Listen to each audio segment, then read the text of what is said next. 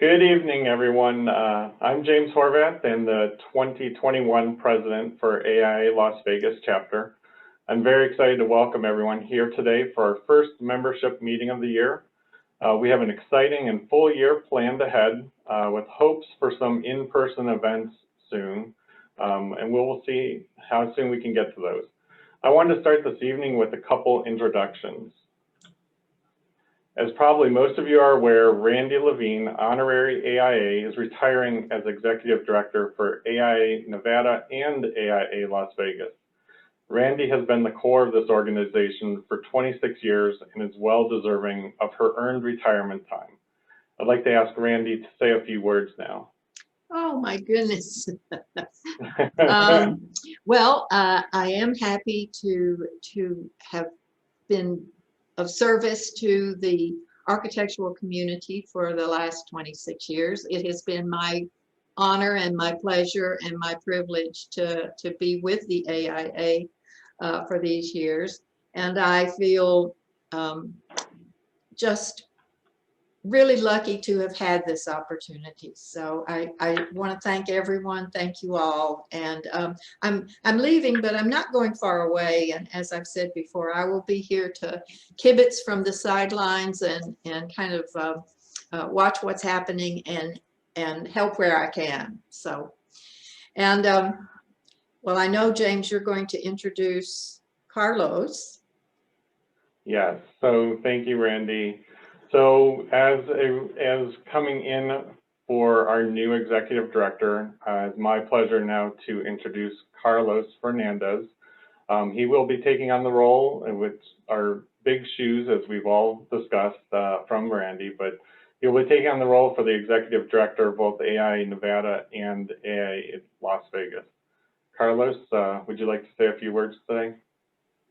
Sure, absolutely. Thank you so much, James. And again, thank you to Randy. Randy and I have been training for those last few weeks, and it has been very, very extensive training. So I really appreciate Randy for staying on to really transition me. And I'm excited to see her go out in the world, travel, do all the fun things.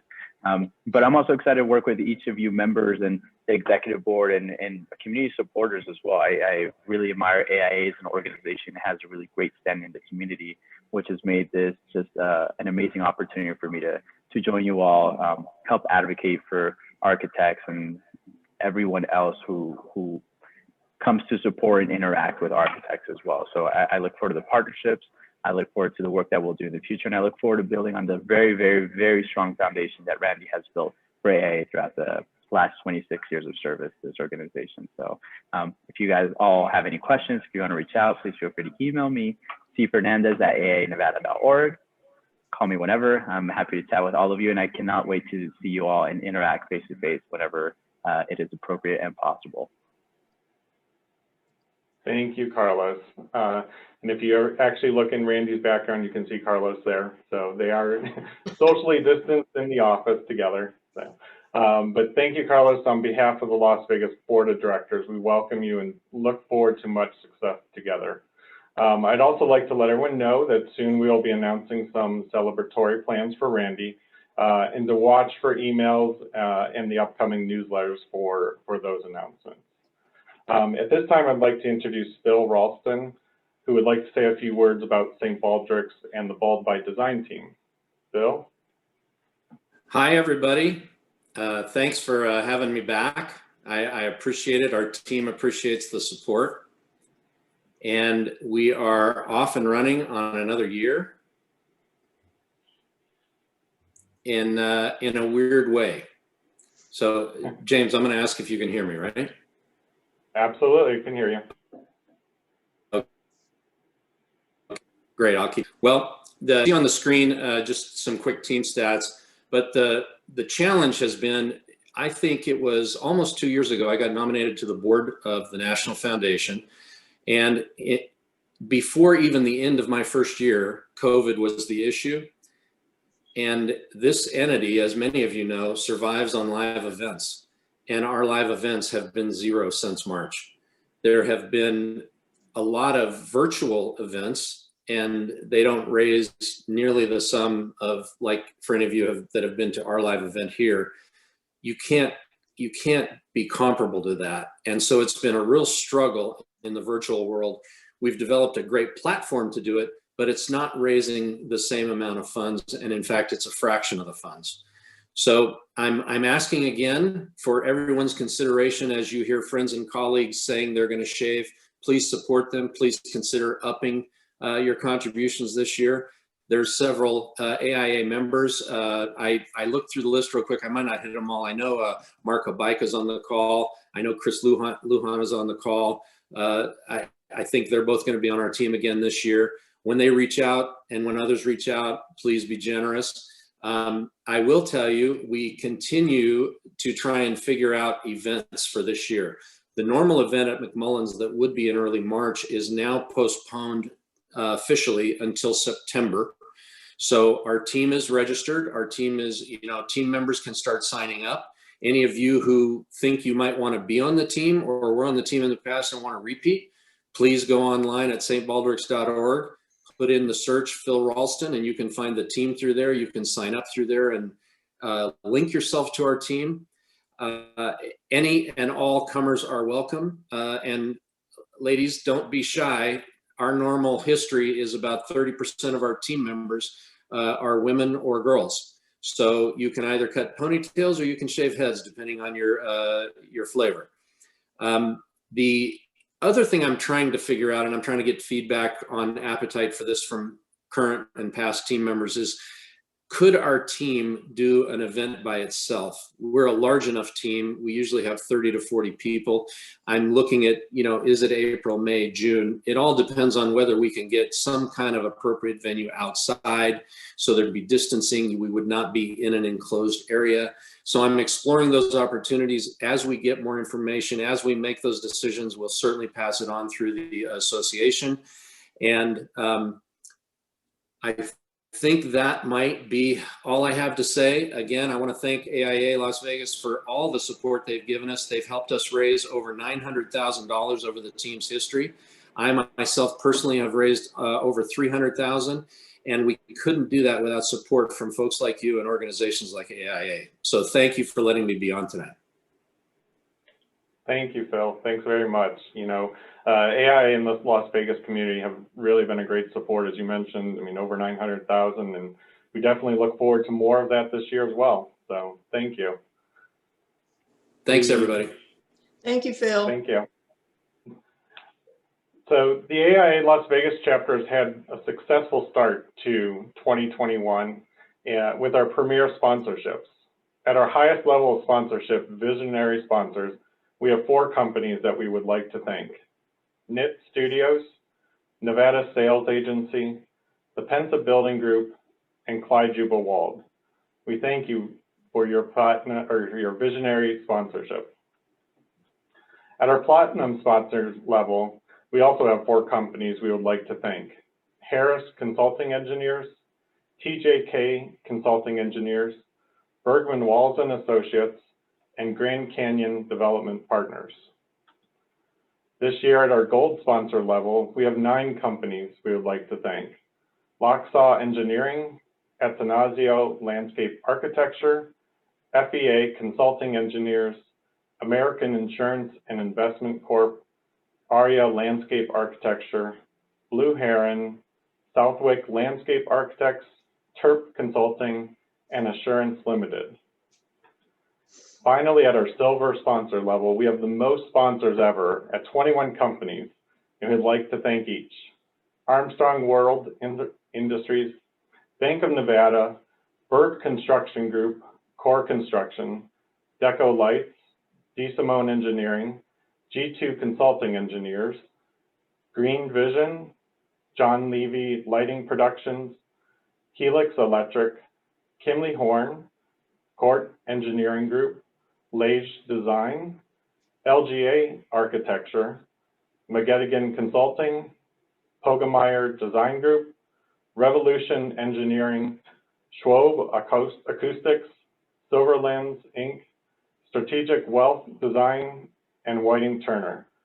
Again, there's many thanks for your sponsorship. We met our goal of how many sponsors and dollar value, which just helps support this organization throughout the entire year. As we start this new year, let me ask, what does AI do? AI empowers architects and design professionals to do their best work. We advocate, we inspire, we educate, we promote diversity, and we collaborate. Our values are the following. We stand for equity and human rights. We stand for architecture that strengthens our communities. We stand for a sustainable future. We stand for protecting communities from the impact of climate change. We stand for economic opportunity. We stand for investing in the future. And we speak up and policymakers listen. This year, I chose the theme of synergistic architecture to be our focus because architecture is a synergistic profession. Not only does it take architects to create buildings, but clients, engineers, owners reps, contractors, landscape architects, and so many, many more. Together, we create legacies, in many cases, will be around for generations after we are gone. This year, I challenge our members and this community to take action and volunteer on one of our Aia Las Vegas committees. Think of these committees as focus groups with common goals and interests. All committees meet about once a month for an hour each, as well as plan educational and social programs aligned with their goals. The Aia Las Vegas Government Affairs Committee's purpose is to monitor local, state, and federal issues and respond to those that could impact practice. The Affordable Housing Committee to collaborate with civic entities and community leaders to find solutions to make housing more affordable in Las Vegas. The Code Committee, or Committee on the Environment, is to engage and educate AIA members to the importance of sustainability, renewable resources, climate change, and environment issues. Education Outreach Committee's purpose is to engage with elementary, middle, and high school students, providing programs that educate and inspire students regarding the value of architecture. EPYAF Committee, or Emerging Professionals and Young Architects Forum, to plan and provide programs that will benefit AIA young architects and associate members. Women in Architecture, purpose is to recognize and raise awareness of gender equality in the profession. Our Allied Members Committee is to represent the interest of allied members and help to develop opportunities to recognize and appreciate these members and their contributions to the chapter. Our School of Architecture Committee is to serve as a liaison between practicing professionals and the UNLV School of Architecture. Our new Disaster Preparedness Committee's purpose is to develop a plan, guidelines, and requirements for AIA Las Vegas' response to any disaster or critical circumstance in our community. Our Equity, Diversity, and Inclusion Committee is to advance and promote equity, diversity, and inclusion in the profession and in our communities. And our Strategic Planning Committee is to monitor and evaluate community activities and board actions to accomplish our strategic plan. For more information, please go to our website at aialasvegas.org, where you'll find committees under the About tab. I've empowered each committee to be a focus of a member meeting in 2021, as I hope to highlight and increase engagement of our members in these committees through education and social programs. This month, the Strategic Planning Committee is kicking off 2021 with a motivational meeting entitled Bouncing Forward in 2021. It is my pleasure to introduce someone I have known as a friend for many years, Stephanie Rossell. Some of you have known Stephanie from her time as Vice President of Human Resources for Wynn Las Vegas, or as a Corporate Director for Talent Development with Caesars Entertainment, where she was responsible for the organizational culture and engagement initiatives impacting more than 100,000 employees.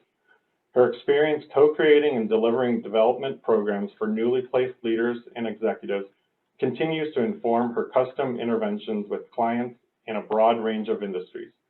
Stephanie works with leaders and teams to improve performance, enhance communication, and increase satisfaction in both professional and personal domains. As an executive coach, thought partner, leadership consultant, and HR advisor, she brings 25 years as a senior executive and nonprofit leader. She offers perspectives from the front line to the boardroom, inside and outside of business, to lead and listen and support organizational leaders as they navigate the choices in their lives. As a graduate of the University of San Diego's Masters of Science in Executive Leadership program, she partnered with the School of Business to establish alumni coaching and mentorship. She has provided coaching for TED, the Sundance Institute, the Unreasonable Institute, the Evolve Entertainment Fund, and for the Institute of Generative Leadership. Stephanie was recognized as one of Southern Nevada's best and brightest professionals at Vegas Inc.'s 10th annual 40 Under 40 event. She holds degrees in human development and executive leadership, trained in positive psychology, emotional intelligence, executive presence, embodied leadership.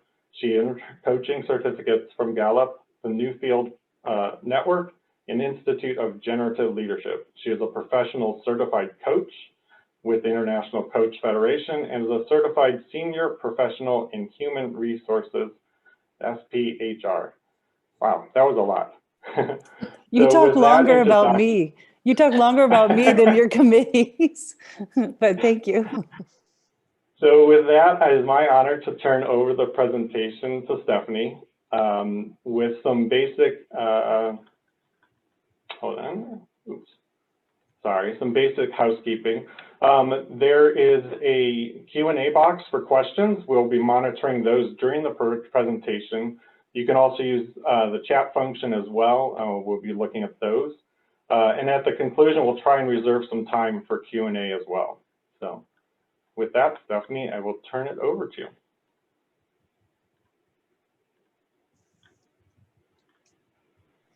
Okay, now I'm going to share my screen, and I apologize for that. Here we go. Okay, so we're full screen, right? You can see that? Yes, we are. All right. Well, James, thank you. And again, I'm a little bit embarrassed by the sheer length of that bio. I think that might have been all of my bios combined. But I am really happy to be here with you all. And there are a number of the folks that are on the call that I've been lucky enough to call friends for a long time, and James is one of them. And so as we started talking late last year, James was talking about his aspirations for 2021 and what the AIA of Nevada could accomplish. And we started talking about different ideas. We kind of both lamented on the year we were coming off of and thought about, you know, what is it that we hope for in the coming year? We talked about things like flexibility, managing complexity, and the importance of resilience. And so that was certainly something that we had all, you know, made use of in 2020, and we know that it'll continue to be a priority for us in 2021. So in our brief time tonight, I put together a few resources that I hope you'll find useful as you think about, rather than bouncing back to whatever normal was, how do we leverage what we've gone through to bounce forward? And here's a little bit about what we hope to cover in this short amount of time. We want to start by setting the context, like acknowledging, well, you know, here's where we are, both the external context as well as the internal. And then I want to share a couple of frameworks, and these very well may be familiar to you, about managing in complexity, before we talk about the resilience strategies that we'll use both personally and professionally to reach for what we call post-traumatic growth. And so, yeah, that's our plan. And as we go, James and Carlos are going to be looking at the chat. So if there's something that is a question or a contribution you want to make, they'll be able to offer those in as we go. That's not something I can see, but they're monitoring that for us. All right, so to begin with, let's talk a little bit about context. So many of you, because of your engineering background, you've probably heard the term VUCA before. It was something new to me when I first read about it. I learned that the United States Army War College planners came up with this VUCA model when they were reacting to actually the end of the Cold War. And what this model did was address a world suddenly shorn of certainties, in which events were volatile, where events were uncertain, where the environment was complex and ambiguous. And so hence the acronym VUCA. And so while they might not have had a pandemic in mind when they coined the term, coronavirus and everything we've gone through in the last year is about as VUCA as it gets. And so with that being the external context, And I'm trying to put myself in your shoes, imagining running firms and or coordinating with other organizations to architect our community. I thought that might be a helpful concept to keep in mind. So we start by, it helps us kind of name it and normalize it so that going forward, we can reality check some of our expectations. Now, that's the external context, but the internal context is that many of us are experiencing different stages of grief, actually. And so whether it was denial when this first happened, like this isn't really a thing, is it? Or anger, like who's to blame and where did it come from and what does this mean to me? Or the bargaining that we all went through around, okay, I'll just shut down for maybe a few weeks and then I can get back to normal, right?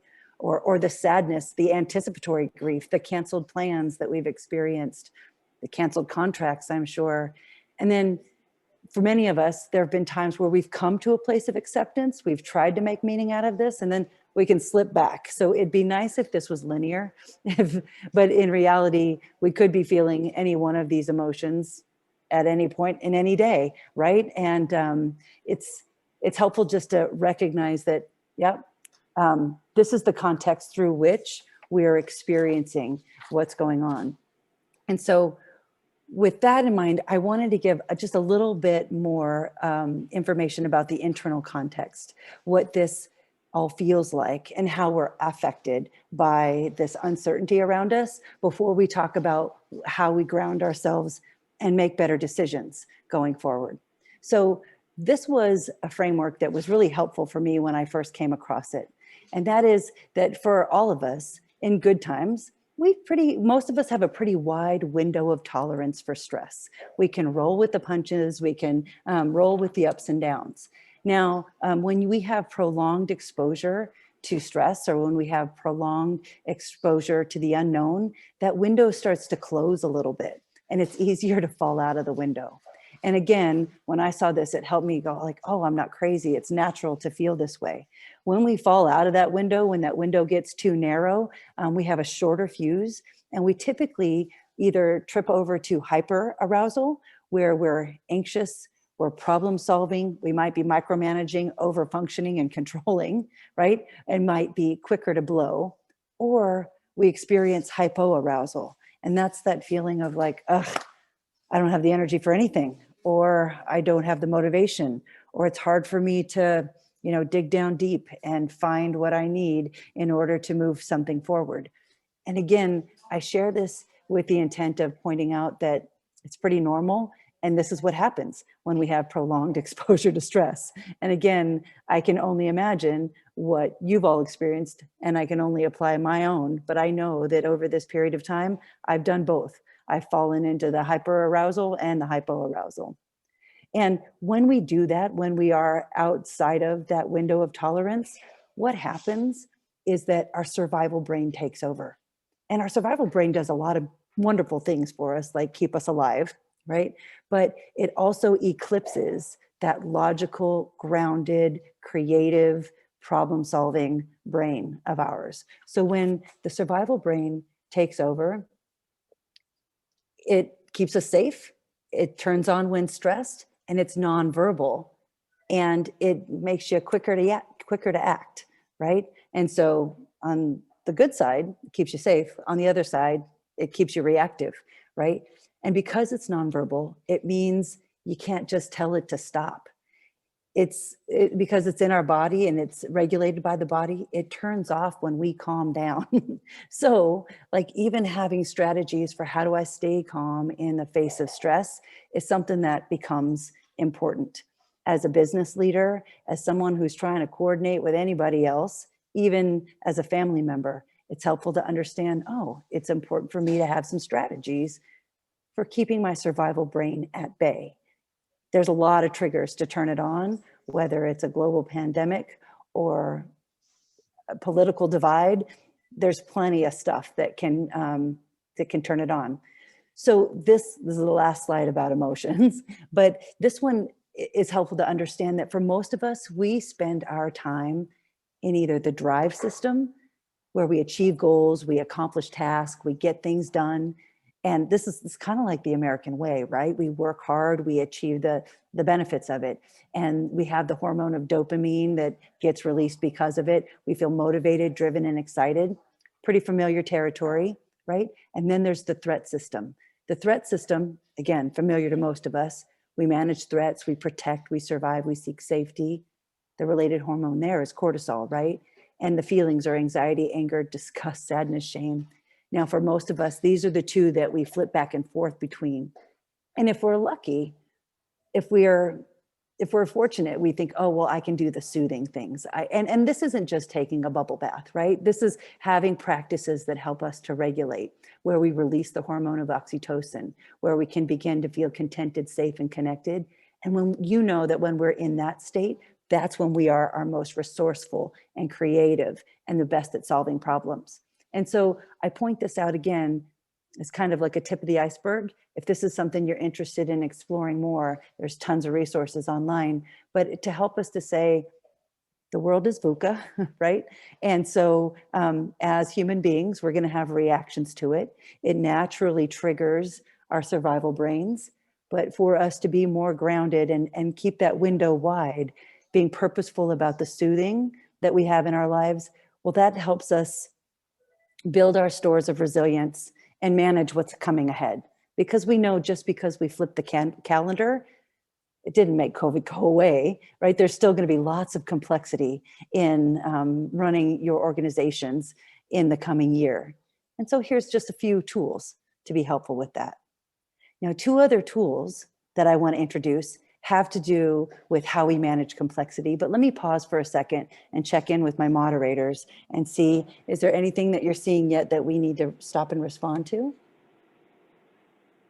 Nothing yet that I'm seeing, but I don't think, Carlos, you've seen anything either, so. Nope, nothing. But folks, please remember that you can also click the raise hand button so that at the end you can be queued up to ask questions as well. Awesome. Okay, so let's talk about the two frameworks that I'm excited to introduce to you. One is called the Kinevin Framework, and the other one has to do with polarity management. And so if this is familiar territory, forgive me, but for most of the folks that I talk with, this is something new. And this Kinevin Framework specifically is one that's kind of been having a resurgence ever since the pandemic came along. So we've discussed context and human emotional responses to challenges. And before we dive into the resilience strategies, the two concepts I want to spend time on are, again, Kinevin and polarities. So the Kinevin framework, when I first read this, I thought I'd only read about it in books, and I always pronounced it Synefin. And then when I actually heard it spoken of, I reckon, okay, I got it. It's pronounced Kinevin, although it doesn't look that way. But it's a Welsh word. Maybe that's why it's pronounced differently than it looks in my mind. But, and the word is for habitat. So I thought that would be appropriate for architects as well. So the conceptual framework is used to aid in decision-making, created by a guy named Dave Snowden back in the late 90s when he was with IBM Global Services. But it's really a sense-making device. It's a way to identify and diagnose what kind of challenges you're facing in order to use the right approach. So I'm going to share that with you, and then we'll talk about its connection to polarities. All right, forgive me for the image here, but I'd like to use this to kind of describe the different areas of Kinevin. So when you think about the problems you set out to solve, running your business, again, or coordinating with somebody in the community, there are at least 4 different kinds of challenges you might be facing. And you can see the way this is divided. You've got the predictable to the right, you've got unpredictable on the left, and you've got knowable and unknown. So I'm gonna make sure I say this right. So, and more of a complete description of the framework. It's kind of bigger than the scope of our talk today, but again, I want to introduce it as a way of broadening our awareness. Categorizes 4 types of problems: the simple, the complicated, the complex, and the chaotic. These all exist outside of disorder. Okay, but so really, the obvious or simple problems will start here in the bottom right corner. these things are used by, are solved by using best practices. So again, an example of a simple problem is, what is 1 + 1? We know the answer is 2. Or in these kinds of situations, there is a right way to do something. And the thing about this is kind of how we learn to learn. We learned how to spell a certain way, math adds up a certain way. Those are examples of simple problems, and they're often known. And so in those situations, you can see that the relationship between cause and effect, it's obvious. You sense what the problem is, you categorize it, you respond. It'd be lovely if all of life was a simple problem to solve. And we know that that's not the reality, right? So we add a little unknown, and we get to the complicated scenarios. And so in complicated scenarios, you can see here, it describes it as where the relationship between cause and effect, it requires some analysis and some other form of investigation or application of expert knowledge. People hire you for your expert knowledge, right? They hire you to solve for or to complete a complicated task. And usually, so even an example of like putting people on the moon, that's an example of a complicated task. It's not easy, but it's doable, it's knowable, right? You bring the right group of subject matter experts together. And the reason that that one's a good practice rather than a best practice is because you've got multiple people who have to agree, right? There's not one exact right way, but it's doable. You bring in the right experts, you can achieve big things. So now when you switch over from predictable to unpredictable, you get into some complexity, right? So there are unknown unknowns. And COVID is an excellent example of a complex situation. So imagine or think about like the relationship between cause and effect.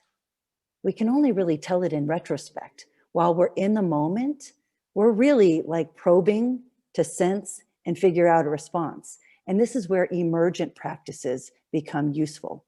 Now, and like an example with COVID was when they started using convalescent plasma to treat COVID patients, right? That was an example of an emergent practice that they started having good results with. And then as they knew better, they did better. And so COVID is a really great example of a complex situation, but so is running a company. So is raising a family. So is being in a marriage, right? These are complex. There's not one right way. And the challenge here is that when we try to use the wrong solution for complexity, when we try to slap simple solutions on complex problems, we make the problem worse. We might kick the problem down into the chaotic, or worse, push things into disorder. And so you can see in that last category, where in chaotic situations, when you think about like social unrest and what we witnessed this last summer, what we've witnessed in the last few weeks, you could say like, oh, in that situation, again, applying a simple solution isn't going to work. Even slow rolling it and trying to get the right experts together. In those kinds of situations, we need to stabilize. So even putting out a fire is an example of stabilize first, and then you figure out what the cause was. Then you figure out how to prevent it going forward. And so you can see in that scenario, you act to stabilize, sense what the problem is, then figure out the right response.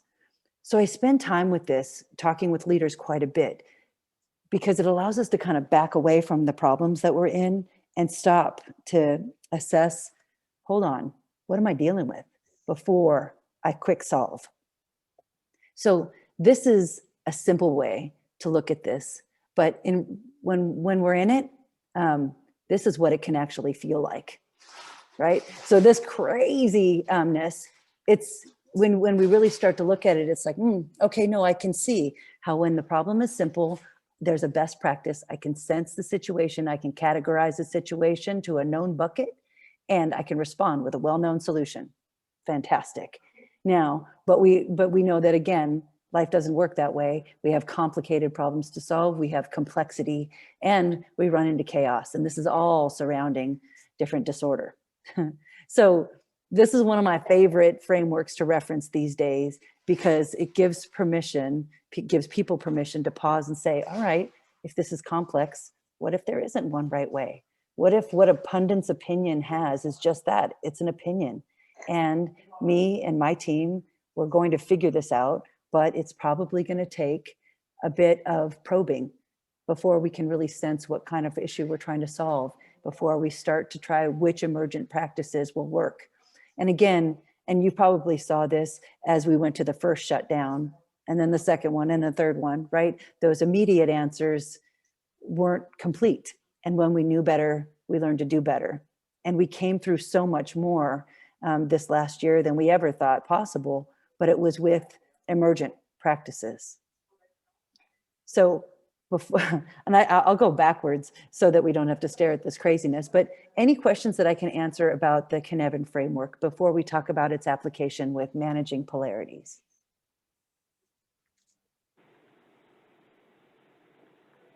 So far, so good? Don't see anything. Yeah, don't see anything yet. So. Yeah, and I'd be curious if this was familiar territory to people, or if they're like, oh, yeah, I might have heard about this back in school, or you know what, this helps me to explain what we've been doing. Yeah, I think for me, as we've talked, and I've learned now over couple months now and discussing this with you, just what we were seeing and what we've kind of landed in.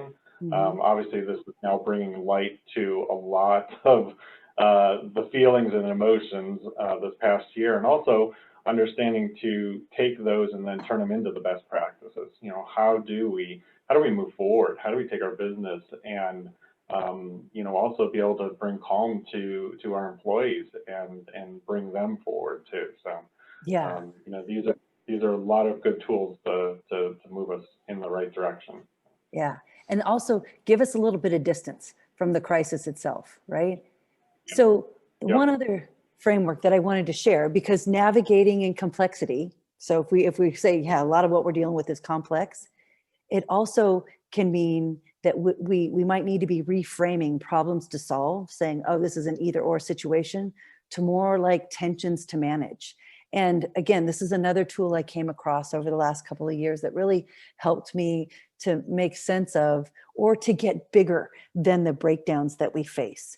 So when we think about polarity management, examples of polarities are things like inhale and exhale, right? You know, you can inhale and that feels good for only for so long. And then eventually you have to exhale and that feels great, but only for so long until you need to inhale again. So this is an example of a polarity doesn't make one right or wrong. These coexist, and they need each other, actually. And so when we think about this, when we're stressed, when we don't know what to do, we get kind of rigid in our thinking, and we think in either or terms, right? But polarities in business, they're really dilemmas or problems that are ongoing and unsolvable, like that tug, that push and pull between being centralized or decentralized, or between wanting to create stability but knowing that we need to change and evolve, or having certainty but knowing that certainty isn't really a thing, and uncertainty exists as well. So you can see, or like making plans but then acting. This is a tension to be managed between the two. It's not an either or. And so the guy that created this is a guy named Dr. Barry Johnson. And he does a lovely job of explaining that the either or, the simple solutions to things, again, it has its purpose. It's how we learn how to learn. But then as we get out of school, when we are dealing with greater complexity in our lives and our careers, that same right, wrong, it doesn't quite cover it, right? So when you think about the challenges that you face, that you have faced in the last year, that you know are ahead of you in the coming year, it's more about like, okay, how do we get big enough for this? So how do you manage the tension to find the emergent practices? So my intention in highlighting these two frameworks as you launch into 2021 is to provide a broader perspective, again, to pull back, give some space or a reminder that we have permission to pause, breathe, and then get bigger than the breakdown or the problem, to ask the questions of, well, what type of problem am I solving? Is it simple? Is it complicated? Is it complex? Is it chaotic? Or is it more of an ongoing polarity to be managed? And how do I expand us for these things to coexist, right? So when you think about building something, there has to be push and pull. There has to be the right amount of tension, you know, for and I'm just pulling this out of air, but I imagine that there's certain principles that you all apply in even building safe structures, right? So it can't be all concrete. There's got to be the room for the air to exist within. So both of those, again, were frameworks that can be applied both personally and professionally. And then the next piece that I'd like to share is kind of like a reminder, a revisiting of resilience. And so we're going to continue to face the unknown in 2021. Just because the calendar clicked over, it can clean some slates, but resilience is going to continue to be in high demand. So in service of your resilience, consider this just a brief refresher on what we think of as resilience. So a very basic definition is that it's the capacity to adapt well to stress, trauma, or loss, to move ahead through difficult times with minimal disruption and create pathways for a better future. So the cool thing about resilience is that it's not fixed. It involves behaviors, thoughts, and actions that anyone can learn and develop at any time. And this means that wherever you are in life, no matter how difficult your past or your present or what you're heading into, you can increase your capacity for resilience. So one of the things is that it rests in our ability to feel kind of in choice, in control. And so we'll talk a little bit about how you structure things, how you design things on purpose for yourself. But there are a few basic practices that I'd like to share. And all of this is rooted in the field of positive psychology. And again, none of this is going to be brand new to you, but in times of greater stress or tension, it's helpful to have a reminder. And I know that that's what I spent a lot of last year doing with my clients, is reminding them of the stuff that it's easy to lose sight of. So a few basic tools for resilience. And again, I'm going to welcome your input as we go. We're going to talk a little bit about a tool called the perspective, and a tool called the and. We're going to talk about the importance of meaning and purpose and gratitude. Again, that's one of the cornerstones of resilience and positive psychology. And then the importance of structure. So to begin with, when we think about perspective and how that adds to your resilience, your stores of resilience, there's a great exercise where we look at both the swamp and the pond. So in this exercise, we often ask people to think about current stressors, like what's hard, what's challenging, what are we worried about, what's got your attention, what might be creating attention for you. So if you were to put a couple of those in the chat, what would come to mind? So as we click over to 2021, not everything's gone away, but what comes to mind as far as current stressors go?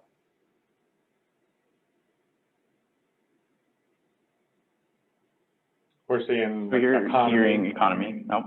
Yeah. COVID, Okay. economy, just, what's happening in the political environment, just continued unknown. Yeah. There's Fantastic. a lot of stress in these Yeah. things. Absolutely. So if we had a big old flip chart in front of us, I would get about 30 of those answers, right? And then we'd all look at them and we'd put a big circle around it and we'd say, okay, so this is the swamp. These things are true. They are current stressors.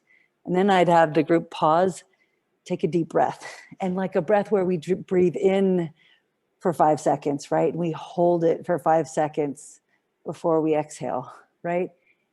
As a way of transitioning, and then asking the question, well, what are some positives?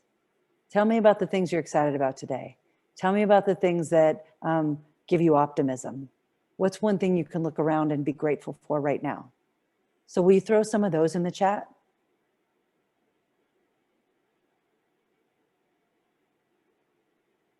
We have new administration, we have families, Oops. incoming vaccines, it seems like friends, a lot of the personal things too that people are grasping onto. Right. And we found that this year, right? So we list all of these out, another big circle goes around it and say, okay, so that's the pond, right? So this is the swamp. That's absolutely true. We can be very concerned about these things. This is the pond, right? And what we know is that what we focus on expands, and these things can coexist. So where are we going to focus, right? So the swamp is a reality, and so is the pond. And at times like this, we tend to focus on the swamp because that's our survival instinct. But resilient people can hold both as true, and they focus on the good, right?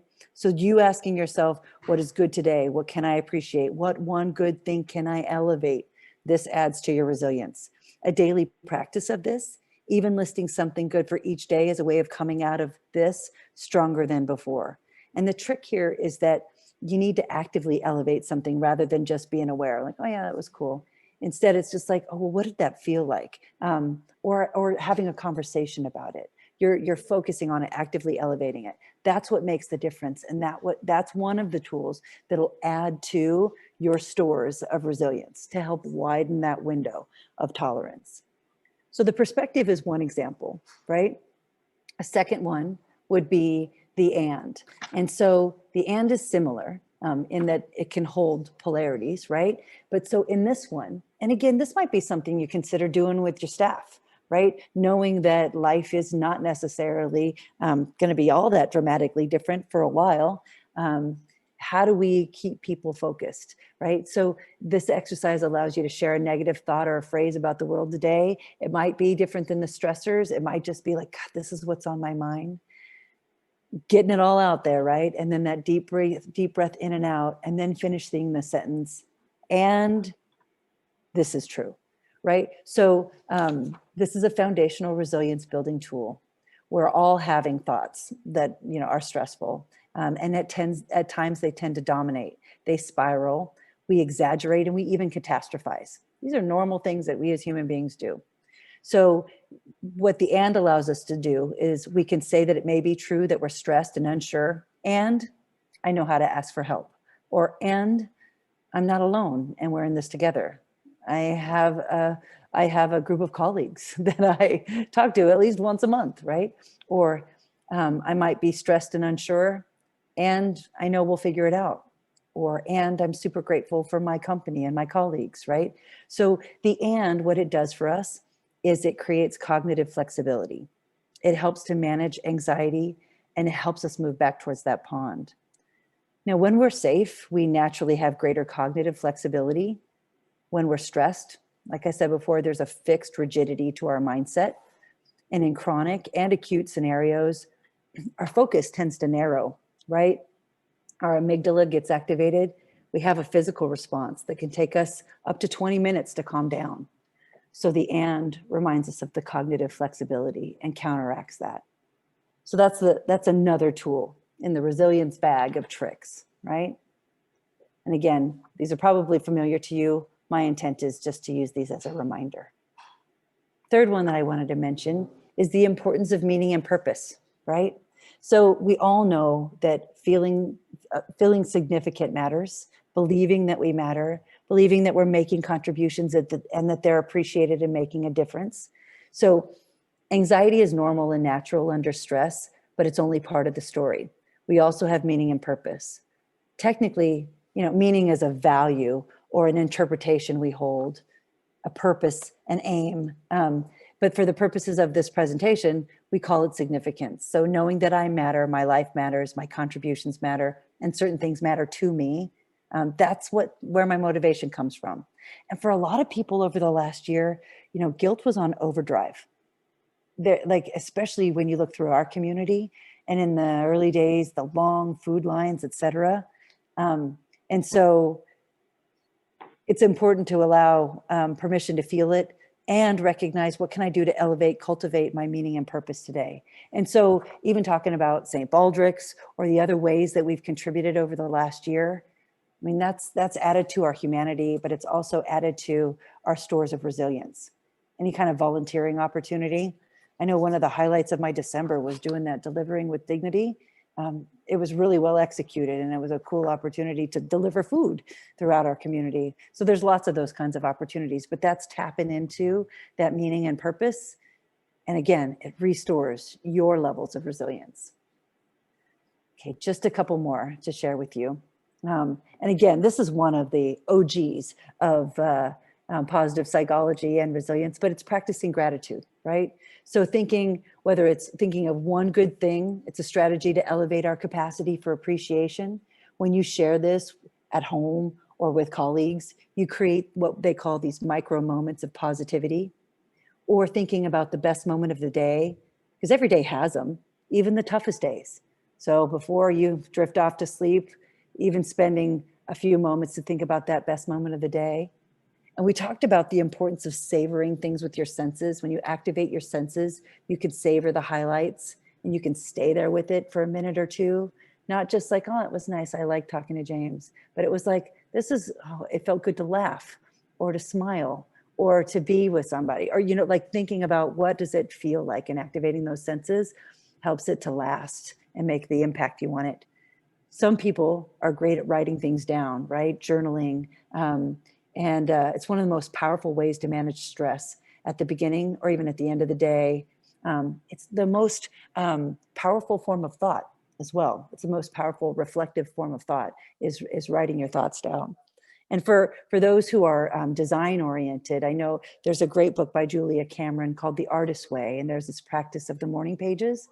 But the idea is every day you get up, put the pen to paper, and that there's something powerful that happens for us neurobiologically.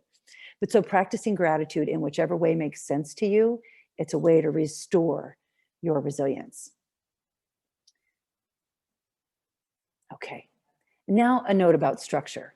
So, and I think for you folks more than any, you appreciate structure, but there's an importance of design and choice when it comes to us feeling in control, right? So feeling like we've got some autonomy, some choice, thinking about how am I structuring my days?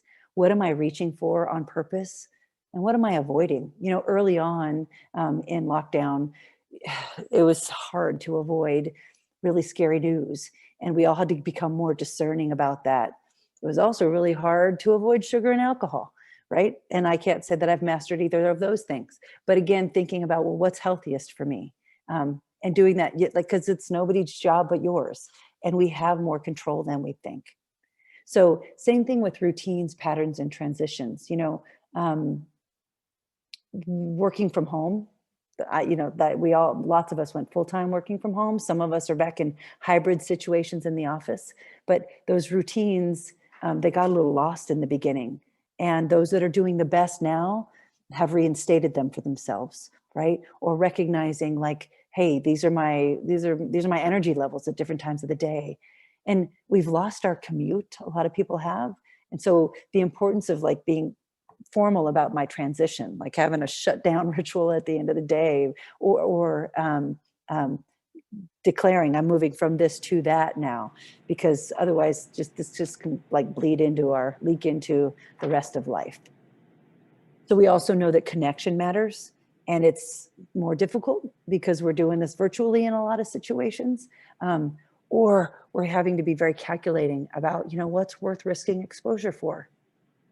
And for most of us in this last year and going into the next year, we've had a renewed appreciation for nature and what that can do for our stores of resilience, whether it's walking outside or taking a hike or doing what we can, to even appreciate the cycles and recognize that how we're feeling right now, it's not permanent. None of this is. It goes in cycles. And that can give us, some hope and ambition for the future as well.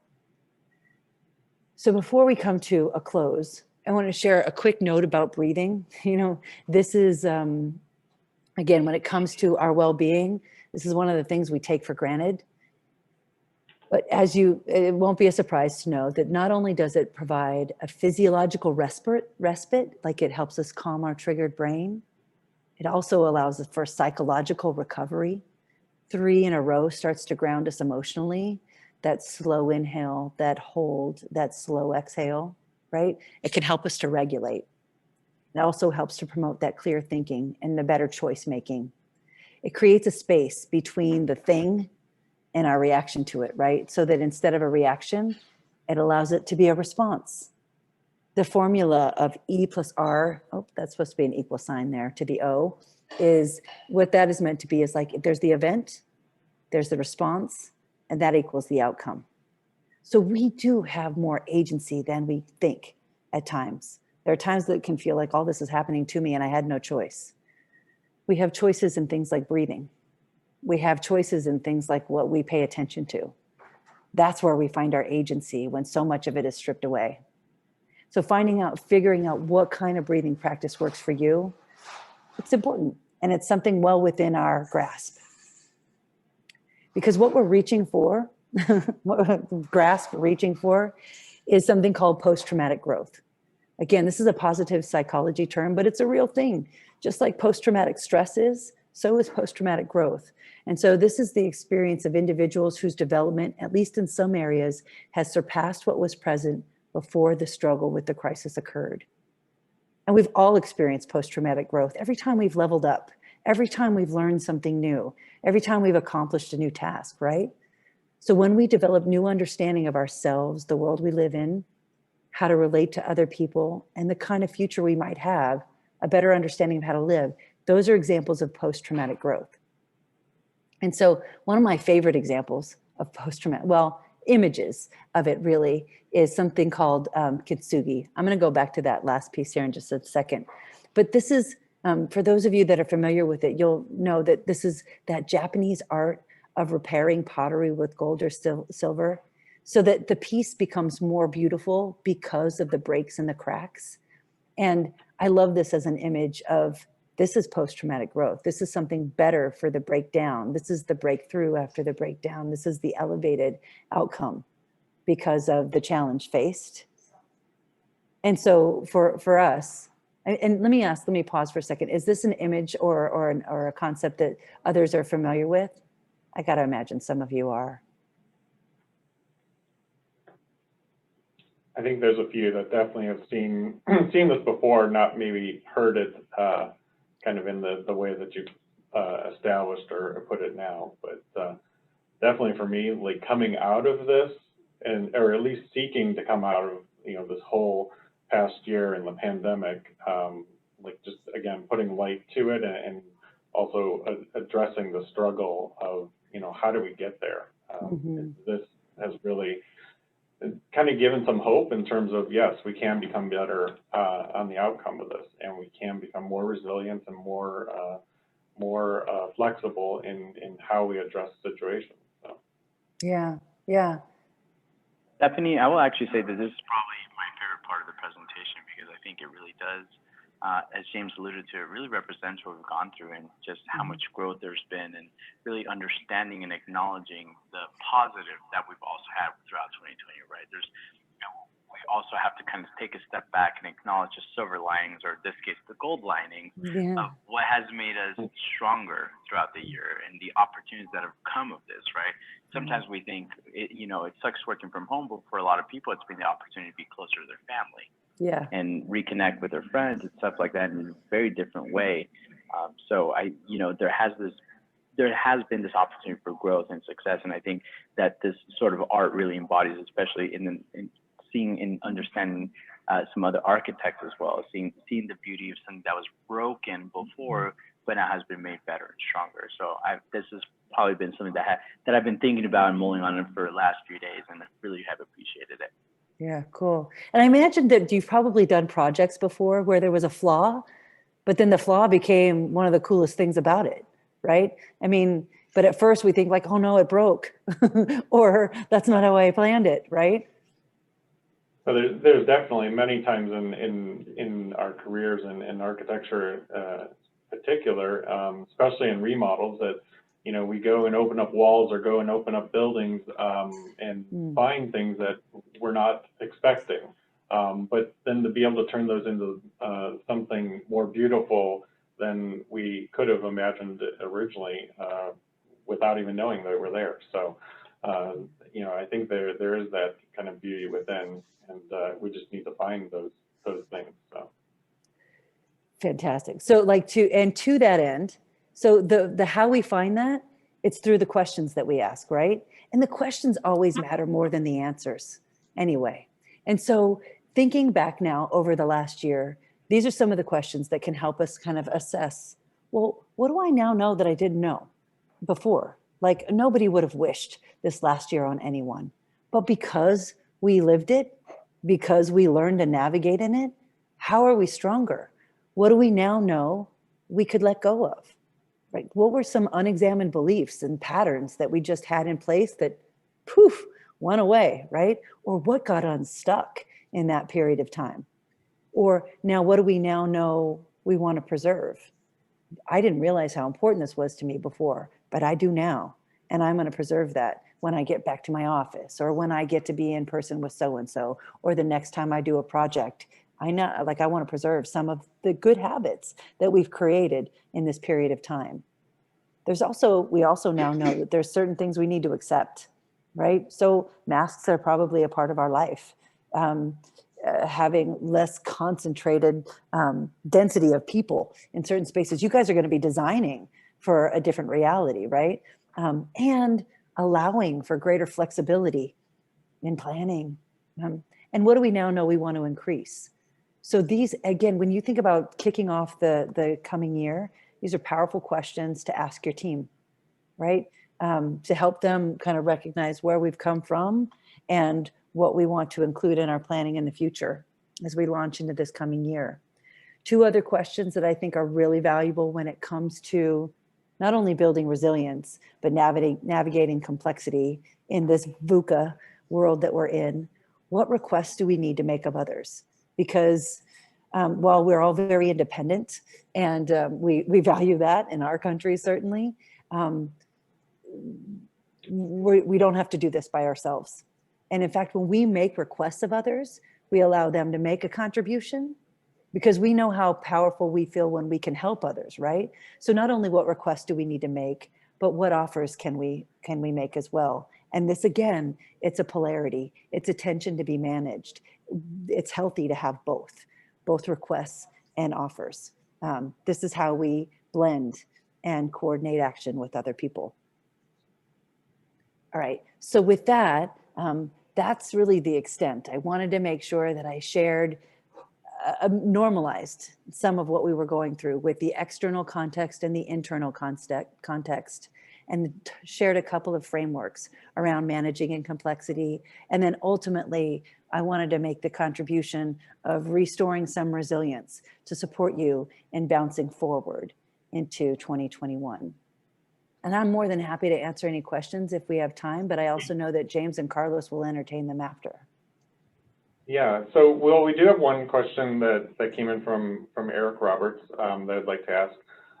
Is it common to find professionals who don't realize the level of stress they are under and its detrimental effect on their well-being? Another way is that it's a crash or breakdown, usually the front runner to learning new experiences. Totally. I mean, so I'm sure you guys have seen it. I've seen it. I've seen it in clients who are super capable and super strong, and they're holding it together for everyone else, and they don't realize how short their fuse got. And like a little thing triggers them out, you know, they fall out the window. And I've seen this with friends. I've seen this with clients. I've seen this with myself, right? I mean, a body in motion stays in motion for a certain period of time until we finally hit that wall. And we all hit it. And so this last year, even this last week, I've had conversations with people to say, okay, this is normal. You're not crazy. Let's take stock of what you've been going through, right?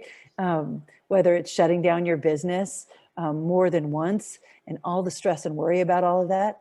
I've even seen, I have one friend who all of a sudden he went to the dentist and like had a horrible, you know, report card from the dentist. And it's like, you know what? You know where stress shows up first in your body? It's in your mouth, right? And he's like, what is this? And we had to kind of like name it and normalize it. Then reality check some expectations about where we go from here and build in some restoration, because you can't just keep driving, right? That, remember that, like the drive system and the threat system, when you go back and forth between those two without soothing anything, you break down. It's not sustainable. So yeah, there's been a lot of like trying to normalize that and saying, okay, yes, and now what? How do we take the next step, whatever that next step might be? Sometimes it's that requesting help. For God forbid we do that, right? But we know that that's the smart grown-up thing to do. We just don't think of it. We do have a comment or a question about, you know, what about practices of yoga or meditation in terms of restoration? of course, And of course, I- right? Yes, whatever that practice is. For some people, it's walking. For some people, it's running. Some people, it's hiking. Some people, it is, yoga. For really evolved, awesome people, it's meditation. And so, whatever is right for you is the answer. Like whatever is the right routine for you. For some people, it's reading, like reading fiction. So the guy that created the Kinevin Framework, somebody asked him that question recently. Well, what do you do, to manage complexity? And he said, and then I've even seen other people say this. He's like, I go on long walks. I have conversations with people. I read about diverse subjects, and so like he was saying, like it's a way to keep my mind bigger than the breakdown, because it's really easy for us to get zeroed in and get real rigid. Yeah. Mm-hmm.